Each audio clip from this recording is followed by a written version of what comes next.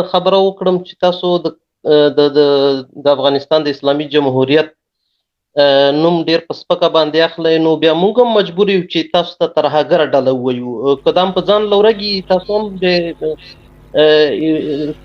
البته دغه کوم نوم چې تاسو موږ ته اخلئ که د خپل ناموس نه دفاع دهشتګردي وي، که خپل عزت نه دفاع دهشتګردي وي، که له خپل ملک نه دفاع دهشتګردي وي، که د قرآن ساتل دهشتګردي وي، زه دهشتګر وم، پلار مې دهشتګر و، نیکه مې دهشتګر و، ابا او اجداد او قوم مې ټول دهشتګردان دي او په دغه نوم باندې افتخار هم کوم.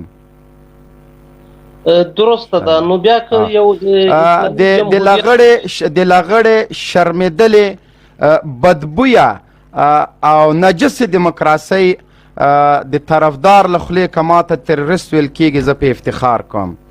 دا نوم په افتخار باندې په ځان باندې منم. د یو لغړې بې غیرته خونخوارې نجسې 4.5 کیلو غنم دیموکراسۍ دی له بدبودارو خولو نه که موږ ته تروریستان ویل کېږي، موږ په دې نوم باندې افتخار کوو. او دغه 18 کاله جګړه مو تر همدغه نامه لاندې کړې ده او الحمدلله د همدغه نامه لاندې مو د امریکا امپراتوري ته ماته ورکړې. په همدغه نوم باندې مو دیموکراسي و دیموکراتان او جمهوریت پلوه شرمولي دي چې نن دیموکراسي موږ ته 4.5 کیلو غنم راکوي. نن دغه مړه او خونخواره دیموکراسي د ما مظلوم او کړېدلي ملت ته 5 ډوډۍ ورکوي. نن دغه خونخواره او بې وجدانه او بې ناموسه دیموکراسي په سپینګیرو باندې جنسي تیری کوي. نن همدغه لغړه بې ناموسه دیموکراسي د سپورت د فوټبال جنکۍ توت ته خیزوي. نن همدغه دیموکراسي د افغانستان دارالخلافیې نه فاحشه خانه جوړه کړې. د داسې یو بدبویه خولې نه که ماته د تروریزم لقب راکول کېږي، هېڅ پروا مې پې باندې نشته.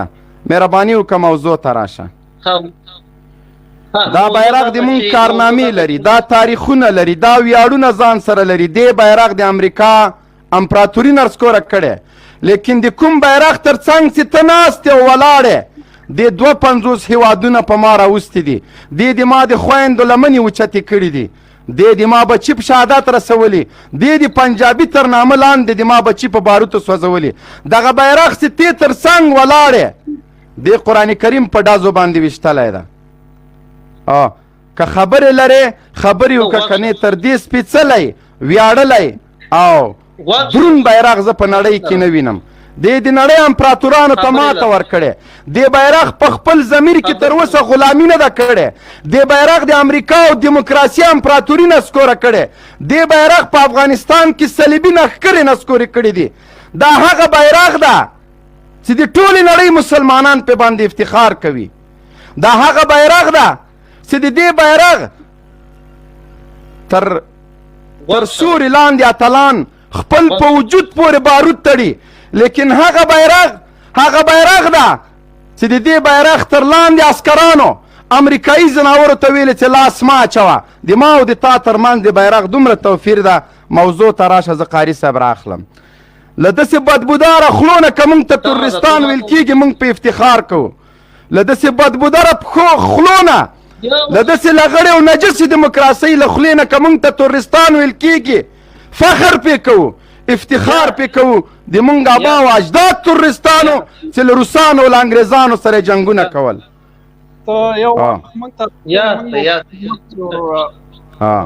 افتخار پې کوو. انجینر صاحب مایک د خلاص کا. السلام علیکم. یو لږ صبر وکړه چې قاري صاحب راغی.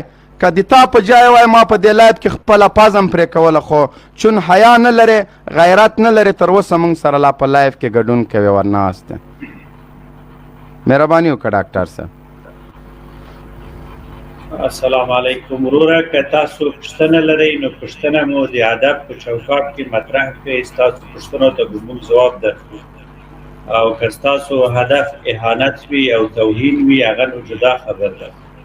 دا یې وایي ډاکټر صاحب، که ته دیموکراسي پسې باد وایې ډاکټر صاحب محترم، دا وایي زه تا ته تروریست وایم. څومره لوی نوم په ما ږدي. اجازه راکړه غنیمت صاحب. لږ صبر وکړه چې ډاکټر صاحب غږېږي، اداب مراعات کړه. ډاکټر صاحب غږیږي. پوښتنه دې مطرح کړه که پوښتنه لري.